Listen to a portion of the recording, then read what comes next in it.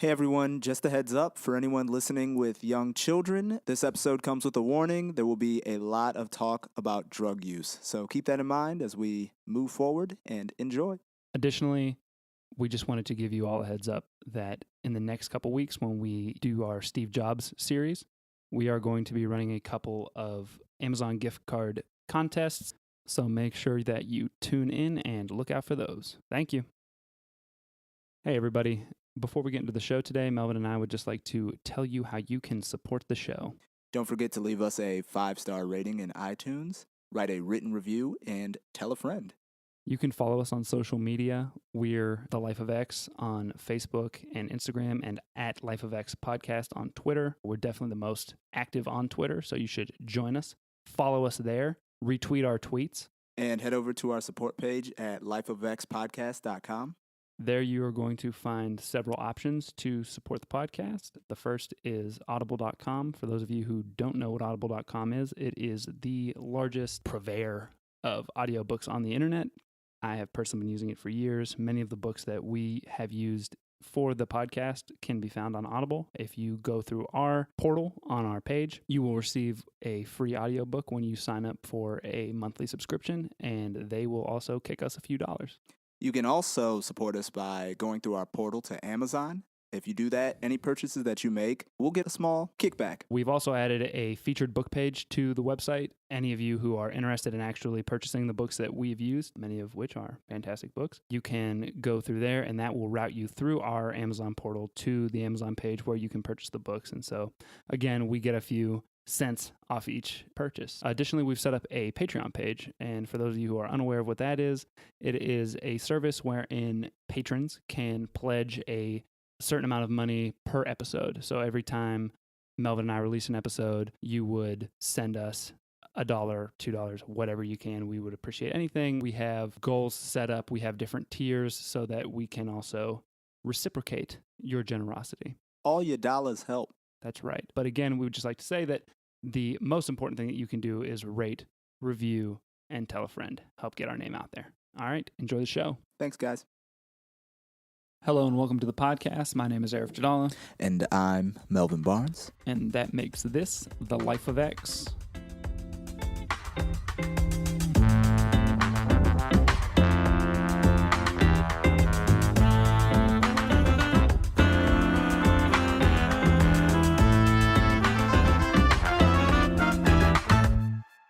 Part 2 on Marvin Gaye. All right, so where did we leave off? So we left off with our hero, Marvin Gaye, just having completed and released his album, What's Going On, which was a smash hit that really changed his reputation from just a love singer and sex symbol to a real artist, and not to mention someone who was capable of doing their own music from start to finish without the help of their label. So he's realizing, despite being, this Motown legend, that he doesn't really need them. In fact, they kind of more so need him. And, by this point, there was some tension between Marvin and Motown, besides the fact that, he was in a very tenuous marriage with the sister of the owner of the label. That man, being Berry Gordy, had more or less taken the label out to LA and sort of expected all of his artists to follow him out there. And Marvin, who we discussed in episode 1, didn't do well with authority, had pretty much just not gone.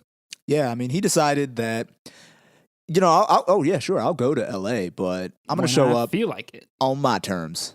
Marvin also felt some sort of way because Gordy had kind of shifted his attention from Marvin, who was responsible for a lot of Motown's popularity at this point, to Diana Ross, who Gordy was involved with romantically. So he goes out to L.A. with... Going to make Diana a star. With Diana, deciding that I'm going to make her a movie star.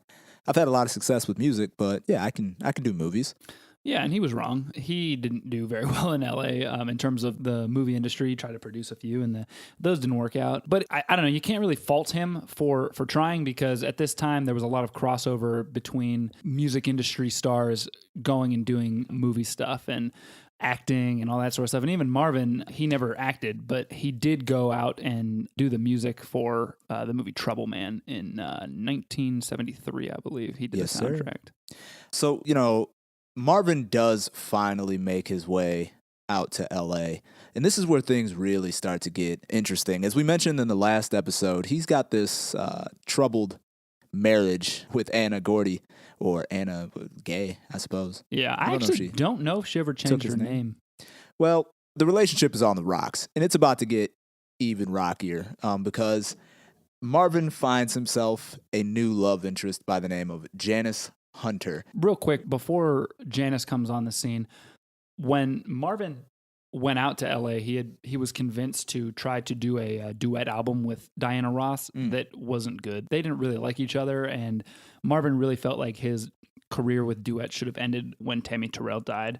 But I think we've mentioned it a few times, but we haven't really got deep into it. But Marvin was real bad with money. And and by this point he had spent a significant amount of his fortune on coke and other things, so he really needed the money, so he agreed to do that, to work on a duet album with Diana Ross, but that was not great. Yeah, that was neither here nor there. Yeah, so he got back to his solo career as soon as he could, and he started working on the album that would become Let's Get It On in 1972, and that's where Janis Hunter enters the picture. So go ahead. So Janis Hunter, yeah, this is an interesting story. She is real interesting. She is a lot younger than Marvin at this time. How exactly did they meet? Okay, so the way Ritz explains it is, well, let's back up a little bit. Marvin, again, he was doing these interviews later in life, so I'm sure there was embellishment and that sort of stuff. But Marvin claims that he had this dream. She came to him in a dream. Yeah, well, literally. He claimed that there was this beautiful woman in these dreams that he kept having that was just calling to him, and also same woman in same dream. Woman might be generous. Yeah. She ends up making love to another man, which we've already touched on. That was sort of Marvin's thing. But anyway, he would go on to claim that the woman that he saw in this dream was in fact Janis Hunter. But while he is recording Let's Get It On in LA, someone at the studio was friends with Janis's father or mother, parents, whatever. So they asked that, if they could come and hang out while this superstar is recording. And the connection at the studio was like, of course they can. So they bring on young Janis, and by young, I mean 16 years old. And Marvin is immediately smitten, despite the fact that he is 17 years older than her. Massive age discrepancy. Which is interesting because when he and Anna got together, she was 17 years older than him. So it's just, Marvin is just going in the opposite direction, I guess, which makes it perfectly fine, right? Something happened there. Marvin did actually, he engaged with her parents, and her parents, strangely enough. Yeah, because as long as you're rich and famous, right? It's all good. It's all good. It's fine. Strangely enough, decided that, yeah, sure, it's okay for this grown man to date my 16-year-old daughter. Yeah, and that's weird, and also not just date my 16-year-old daughter, but run off with her into the mountains, into the Topanga Canyon, into this. It's depicted in the biography as like very picturesque and love shack, beautiful love shack in the mountains where Marvin went with Janis. All he did was work on his music and make love, and he had like 2 dogs that he was out there with and that sort of thing. But it's a really weird situation to think about it. I mean, especially it's strange that this grown man goes into the mountains with a very young girl, with a child, with a kid, and and gets her pregnant. So yeah, I mean, the parents were cool with take my daughter into the mountains and get her pregnant.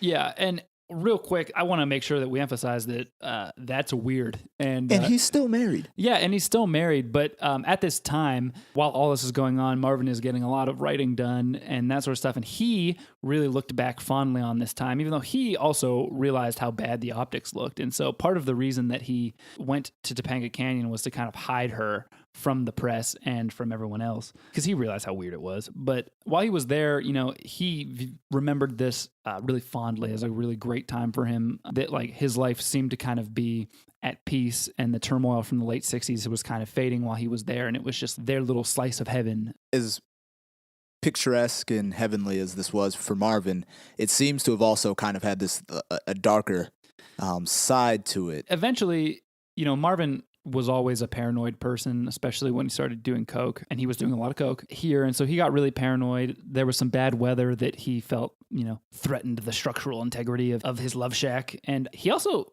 kind of like side note. So I'm actually not 100% sure if this is true, but he sort of mentioned that someone had murdered his 2 dogs. Yeah, killed his 2 dogs. Yeah, which is weird. And they don't really go into anything more about that. It sounded to me though, that like there weren't really like a lot of people there. So I don't know what happened there. I mean, maybe the dogs, who knows? Yeah. But anyway, they eventually come back from the mountains. And Janis, sort of like we mentioned with Frankie, she was also talented and wanted a career in music, but Marvin would not let her pursue that because he, for one, didn't want anyone taking his shine. And he had some very strong ideas about the place women held. Yeah, he refers to himself as one of the last great chauvinists, which is an interesting way to think of yourself. Yeah, that's okay. Yeah, great chauvinist. It doesn't sound. Those two go together. Mm. And on top of that, he also indulges in some of those old fetishes that he has. Yeah, except he took it to a way worse level. Yeah, this is dark. In my mind, he really messed with Janis a lot, especially when you really think about how young she was and how impressionable she would have been at this age. What he did to her was really wrong. We talked about how Marvin really liked to be cuckolded with the whole Anna situation, how he kind of fantasized about that. He straight up forced. Yeah, he pushed her into these situations where she would have to sleep with other men. And then tell him about it. Yeah, which, for someone as young as she is, it had to have been very psychologically just damaging. I think it's one thing to engage in that sort of activity with your wife that's another 17 years adult. Right. But to kind of fall in that sort of behavior with someone so young, it's tough. And I think that, based on the biography, it's clear that this, started straining even their relationship. And while all of this is going on, he starts to go through these divorce proceedings. It's really strange. He comes down from this mountain that he'd been for an extended period of time with a pregnant 16-year-old. And even still, Anna didn't divorce him. And that's one thing that we haven't talked about yet, was that he has another family. Well, yeah, he absolutely has another family, but also that Anna really liked the status of being Marvin Gaye's wife. So yeah.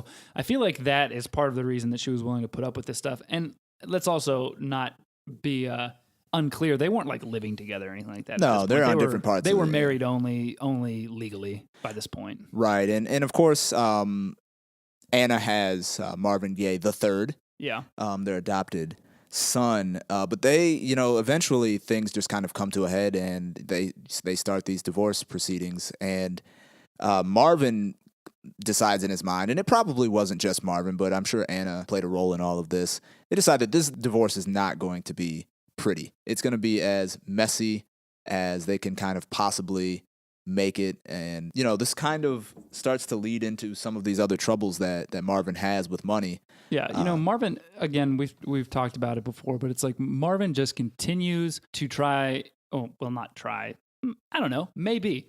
He keeps making his life as difficult as possible. And I kind of get the impression from reading the biography that he uses his emotional turmoil as fuel to write his music. So maybe he was doing it on purpose. Maybe this is by design, Yeah, but really, he just decided that if he's going to get divorced, and I think this also has a lot to do with the control aspect, that, he felt like, who is this woman to divorcing me. Right. And so I feel like he really took offense to that and decided that he was going to make it as sloppy and difficult and ugly as he Yeah, possibly like could. in his typical fashion, he's not paying anyone by this point. No. He's not paying Uncle Sam, and he's not paying Anna any money to take care of, herself and the child. Yeah, like what is that?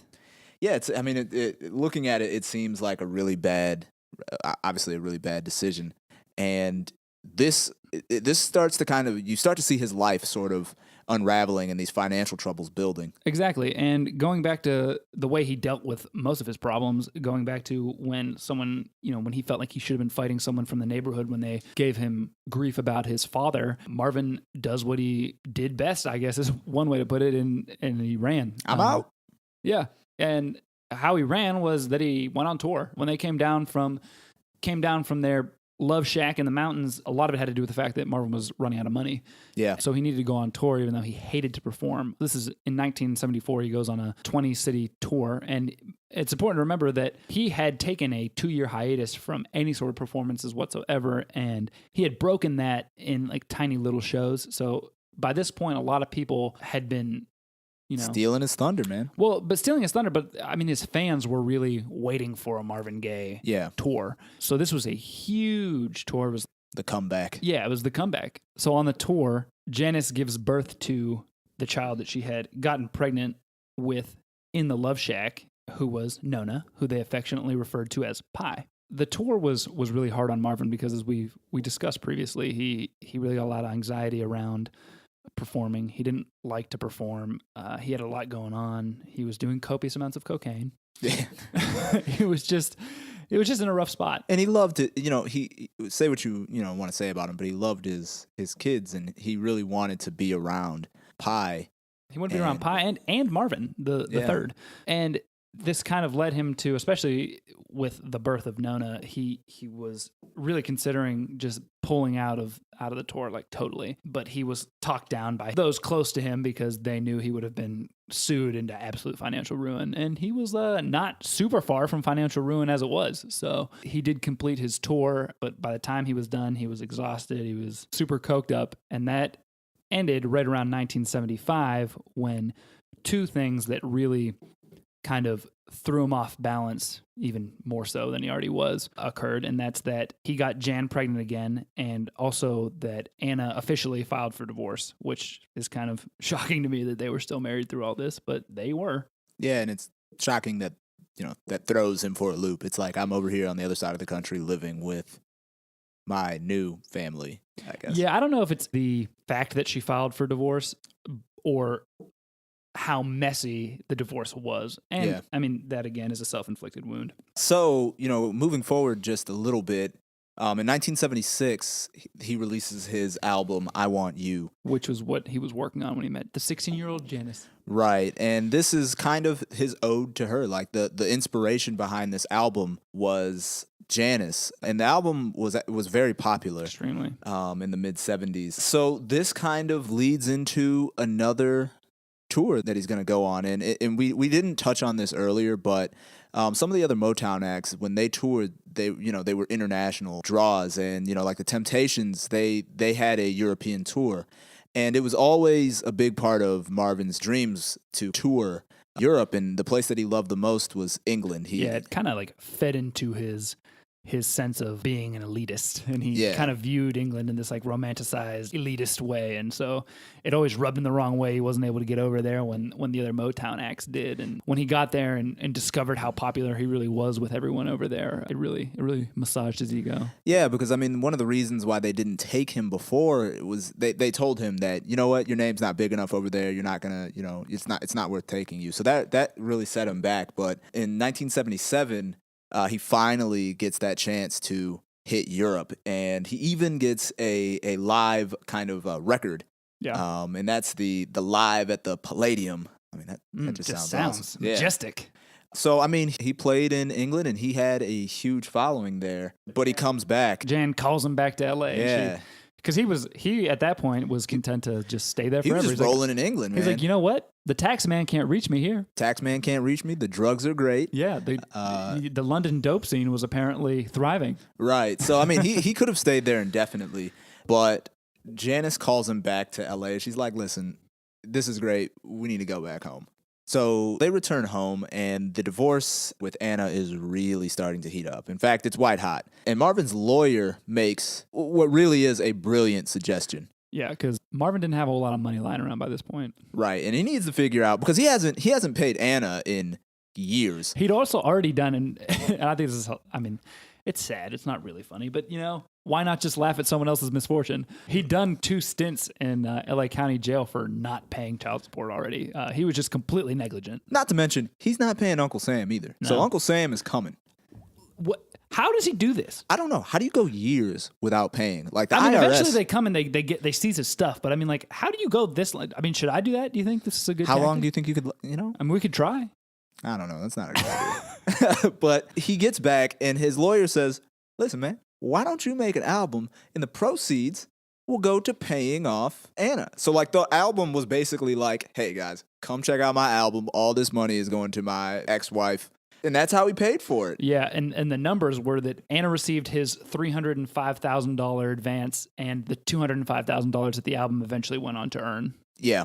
So for Anna, it was kind of like, this is the severance package. That was the end of the marriage. Yeah, and, in classic Marvin fashion, the album sucked. Well, in keeping with the pettiness that he conducted himself with throughout the entire divorce proceeding and more or less his entire, later stages of his relationship with Anna, the album was extremely petty. The songs were personal, but not personal in a good way, like personal and like you're sharing details that were just between us that you shouldn't have. Just cringeworthy. Yeah, it was just mean. It was a mean-spirited album, and it was a bad album. Like, it was not received well. Everyone who reviewed it was like, wow, this is weird. And yeah, I think that so much of his inspiration coming from like real life, those albums that resonated with people, to some extent they were real, and I think this album was also real, but it was a reality that made people uncomfortable. Real petty. Yeah. So that clears up the divorce. It's finalized in 1977, and from there he quickly marries Janis. Which, was it? He had a little. He wasn't like. No, he wasn't into it. He didn't want to marry her because he had an extremely dysfunctional relationship with her, but also he just come out of a super nasty divorce. Why would you want to jump right back in? But Janis more or less told him, like, look, if you're ever going to see your kids again, you're going to marry me.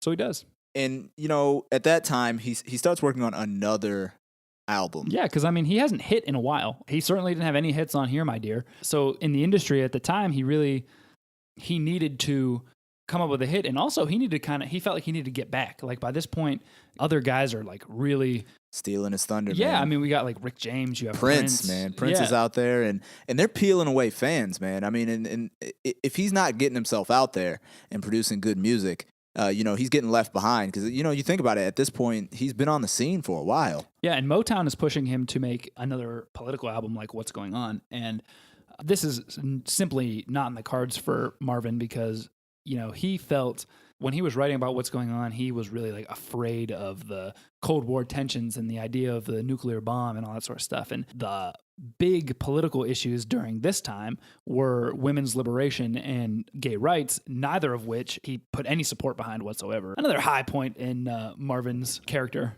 history. Yeah, so he produces this album, Love Man. Love Man. Which, yeah, I think you have to say it like that. Because Love Man. Love Man. And he begins touring in 1979. But I think this really, at this point in his life, you can really see the downward spiral starting to take effect. As Arif has mentioned, by 1979, he's probably for a decade now been doing copious amounts of cocaine. And he's become deeply paranoid. He's got bodyguards. Like, his mind is like really just deteriorating right in front of people that he loved, and it's sad. I think it was this tour, and I could go back and double check, but I'm not going to. I'm pretty sure it was this tour that he like at one point used his brother Frankie as like a decoy, because he thought that someone was going to try to kill him. So they're like, send Frankie out first, so maybe he'll get shot, not me. Oh my God. Yeah, dude, he was interesting. Okay, not a great guy by this point. Listen, I understand that coke was really messing with his head, but listen, we all got our problems. Man, that's so dirty. If you looked like me, I'd send you out there. Wow. Hey, that's so. Hey, you know what, man? Survive in advance. I guess Melvin's been into the coke. Well, moving on. This is, you see, moving like on from Melvin's coke habit. The life is really starting to hit some rough spots, and by this point, Janis is kind of getting tired of the antics, and she moved back home with her parents, who had originally blessed the relationship. Right, big mistake there. Yeah, well, I mean, I'm not even gonna go that far, but she was 16. Yes, big mistake. Thank you. Big mistake. What the heck is wrong with her parents? I don't know. Those were Roy Moore times. I guess. He wants to see his kids, right? And the she's man at just home wants to see his children with her parents. And along comes Marvin Gaye, and he's like, you know what? I need to see my kids. A fight ensues. Yeah, between the two of them. Between the two of them, and he decides, I'm going to take my children, and I'm going to get out of here. And this doesn't go over well, and Janis ends up calling the police. And this is I feel like this is a hallmark of anyone in a downward spiral. You end up in a scrap with the police over a domestic kind of issue. I guess they just wanted him to leave. Yeah, he wanted to leave, and he's like, Marvin Gaye, I ain't leaving. Leave. And he was like, no. That's Marvin Gaye. When you talk to people that have a lot of times when people have anger issues, they always say two things you don't say to me. One is calm down. And then I feel like leave is number 2 on the list. Because it's I'm not calming down and I'm not leaving. And Marvin was doing neither. So he ends up in this scrap with the police, ends up with a black eye, injured neck. So he's in the hospital. And you got to imagine, this guy is an international star at this point. And of course, this is going to be what's plastered all over the airwaves and newspapers. Yeah, but that was toward the end of his tour, but it was still during the tour. Right. That tour actually finishes up in Hawaii and Japan, where he did a few shows in Japan and a few more in Hawaii, and he was supposed to fly back to L.A. Not gonna do it. No, he's like, you know what? I like Hawaii. Yeah, and if you've ever been to Hawaii, it's a real easy place to like. Yeah, he was like, what's back in L.A.? Probably jail. Police. The police and also the tax man. And he had a lot of reasons to avoid the lower 48. By this point in time, the police are hot on his heels, and we've already mentioned this, but the tax man sent a few police officers over to his home at this point in time. And we haven't mentioned that Marvin has sort of dipped his toes in the water of producing other artists and that sort of thing, and taking a page out of Barry's book. He didn't pay them well, and also just sometimes didn't pay them at all. He had built himself this really lavish studio. Not great looking on the outside, pretty normal. No, really. But the inside, I think that was on purpose. I don't think he wanted attention there. Oh, it's got to be incognito. Yeah, but the inside was super luxurious, and then the upstairs was a super crazy apartment with a mini love 12-foot waterbed. Yeah, and a 12-person jacuzzi. So 70s. So weird. So 70s, man. You could ride waves on a 12-foot waterbed. You could. So that studio got raided by the feds. Yeah, because we're getting their money. They needed to get that money, and I think they confiscated $4 to $8 million. Yeah.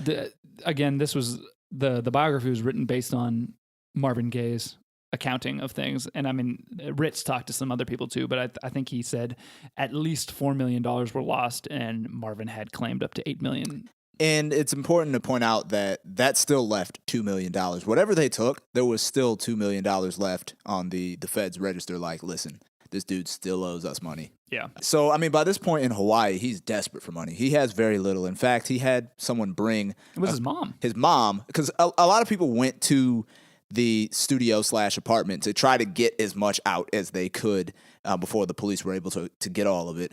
And, he's so desperate for money while he's in Hawaii that he has his mother bring him some diamonds. Some diamonds that he had bought her as a gift. Yeah, so that he could pawn them. This is a super low point.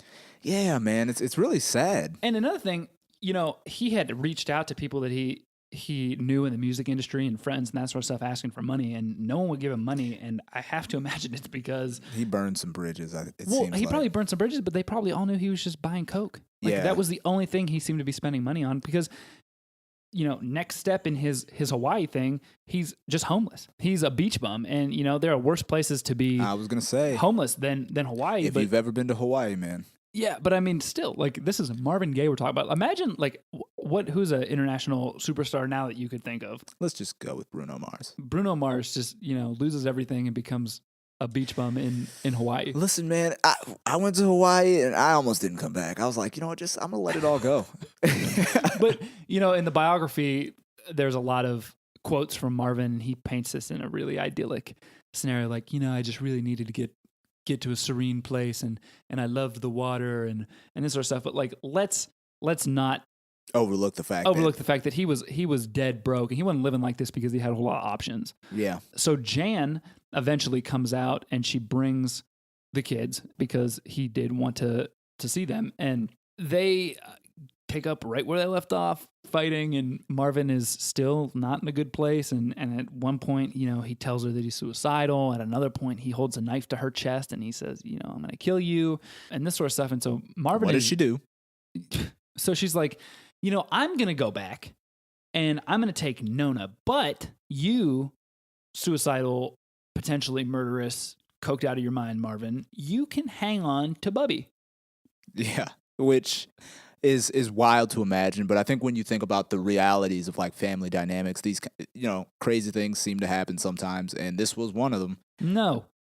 Look, I'm trying to delve into the Let's human not element rationalize here. This. It's hard to imagine. It's Mother hard to. of the year, Janis. It's hard to imagine. All right, that's all we can say. That's terrible. So, listen, universally, I think we can agree. Probably a bad idea. A real bad idea. So it gets to the point where, Marvin and Bubby, and Marvin's friend who has the best name I've heard in a while, Fleecy Joe James.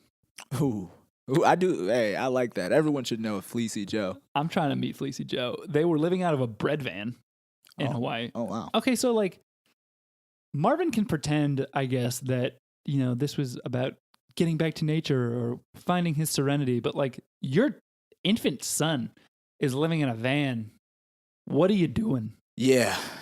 So, I mean, this is probably, this is pretty close to rock bottom at this point, but he makes a little bit of a rebound, right? Yeah, so eventually he gets it together enough to get some musicians out to Hawaii to start working on another album. And conditions don't improve a whole lot because by this time Motown is not really sending money either. So like they manage to scrape up enough money to get a small apartment together. And so like this whole band of people is living in a tiny apartment and it's not great, but they do get together and record another album, or at least work on another album. In 1980, Marvin was due to start a tour in Europe that he almost canceled on, but again, would have been sued out of his mind. And by this point, again, still owed $2 million in back taxes, needed money badly. Get that money. Yeah, so he needed to go to Europe, and he was supposed to fly to England straight from Hawaii, but by this point, Bubby had been living with Marvin's mother in California, and Janis was supposed to come and get him. And she just didn't for like a few days after she was supposed to be there. And Marvin's mother tells him this, and it really rubbed him the wrong way. So he says, I'm coming. Hold tight and meet me at the airport. So he goes. They don't tell Janis any of this. He just swings through, grabs Bubby, who doesn't have a passport. Like 1980 was a different year. You just travel, man. You just snatch a baby and get on a plane. This ain't my kid. It didn't matter, I guess. So he did. That's exactly what he does. He gets Bubby, flies to London. Janis, furious, of course.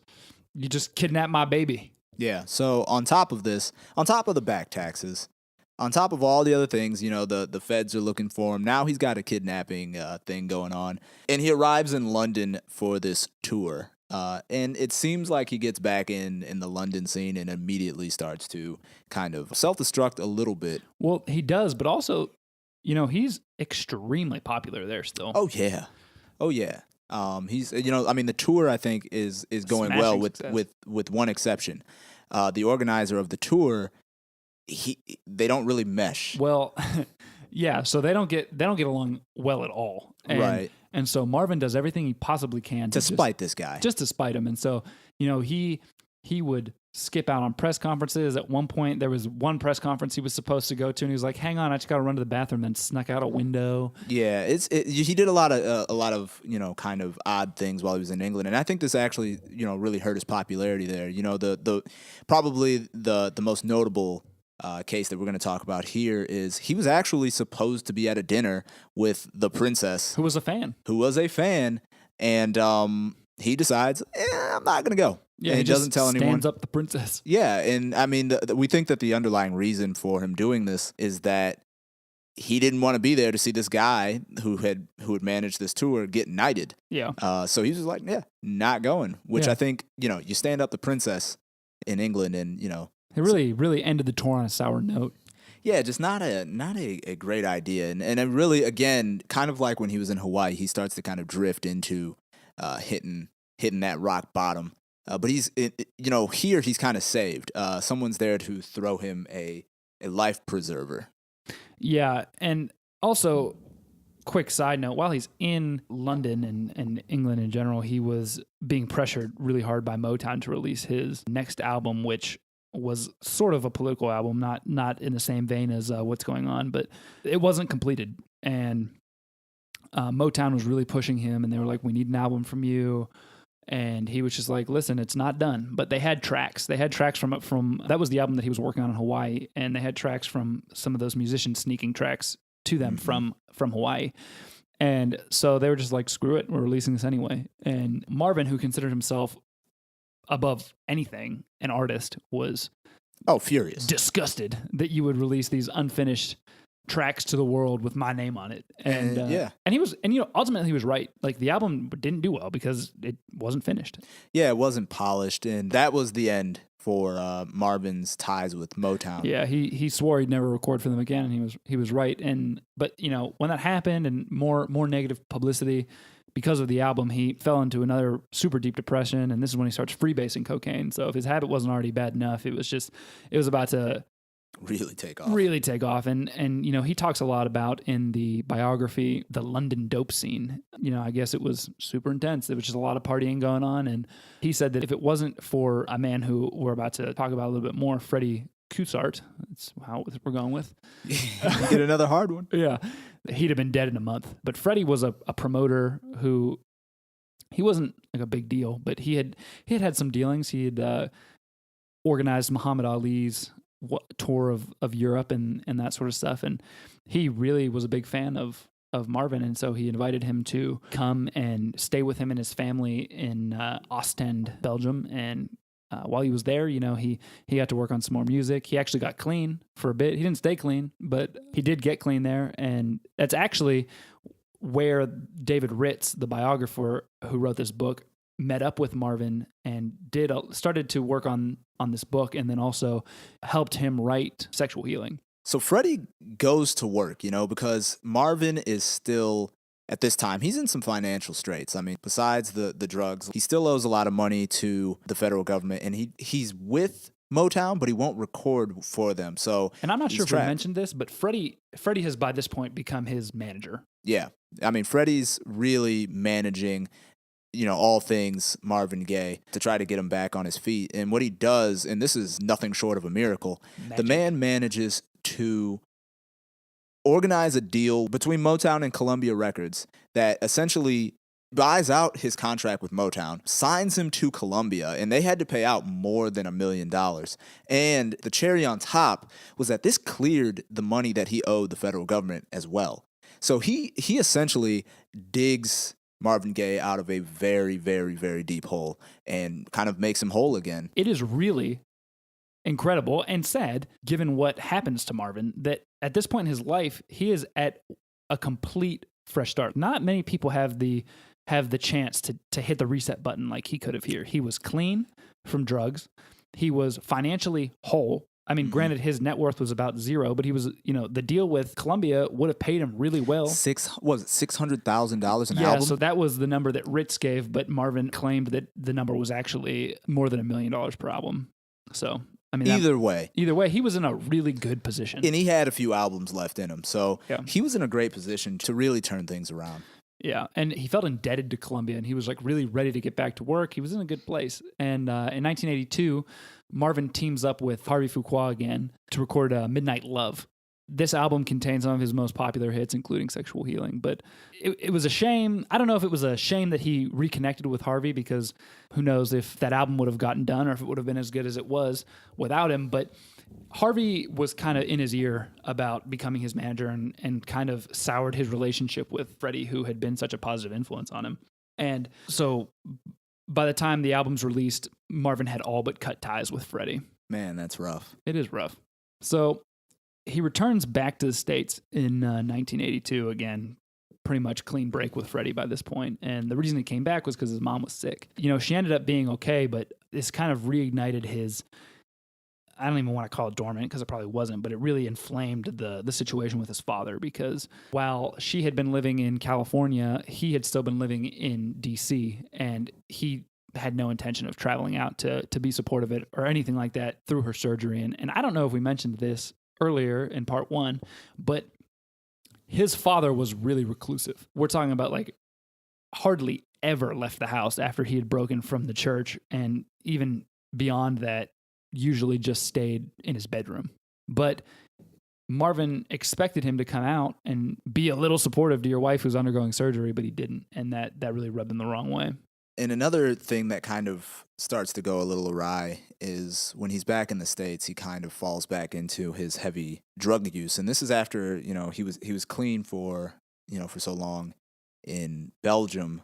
So long was actually probably a relatively short period of time. Yeah, actually not that long. But I mean, you know, but he was still clean. Right. He was clean and he had a fresh start, but, you know, he comes back and he gets back into using cocaine heavily. At this point in time, he's living back at home with his mother and father by this point. His dad did eventually come back. His dad shows up and which really was not really set him off. And the thing is by this point, you know, mentally it seems like he's having a sort of breakdown, and his paranoia has returned, and he's kind of holed up in his parents' house, you know, in a lot of ways, like his father was.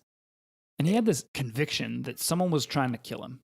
No matter what, he always thought, no matter where he was, when he was on tour, when he was at home, he always had this idea that someone was going to come by and kill him. And this continued. He went on one more tour that was really sad. This tour was, he was really like a shell of himself. Not only was he, again, I feel like we continue to say it, but I think it bears repeating, completely coked out of his mind. And by this time, the fans aren't there anymore. So he's like half-empty auditoriums that he's playing to. And at one point, he takes to stripping down to like a banana hammock on stage. And it's just like, it's really sad.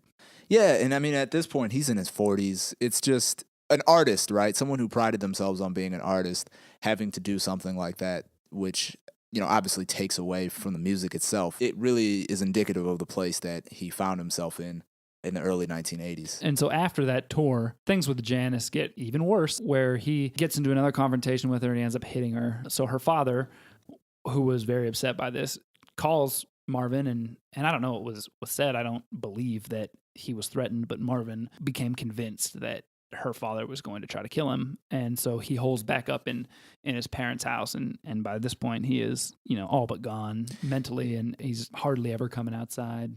Yeah, he's kind of starting to lose it. And I mean, at one point, his mother is just kind of up in the room with him. And this is kind of getting into the story of his ultimate demise.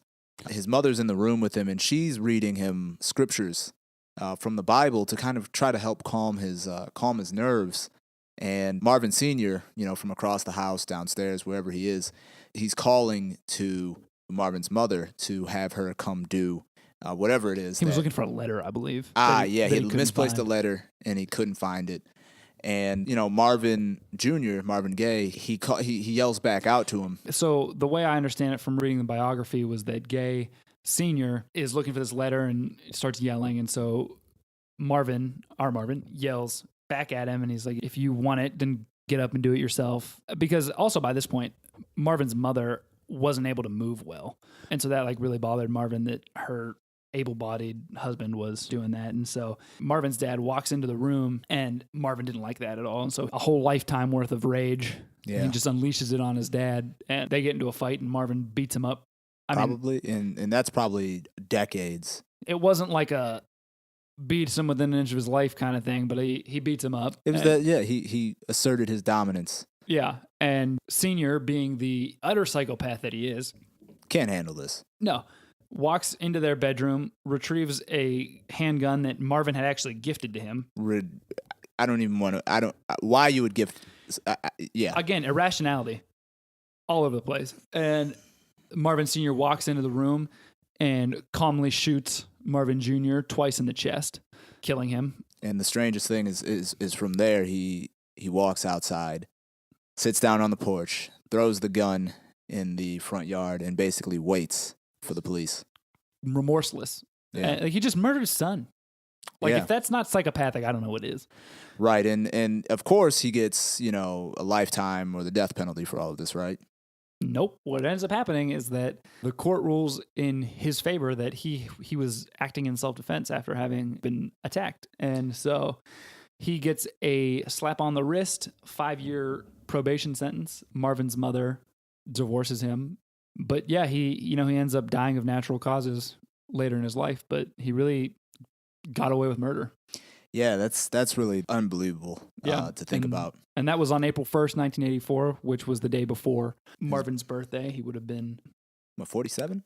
I believe he would have been 45. 45. Next day he would have been 45. So, that wraps up Marvin Gaye for us. And, I mean, he's a tragic figure.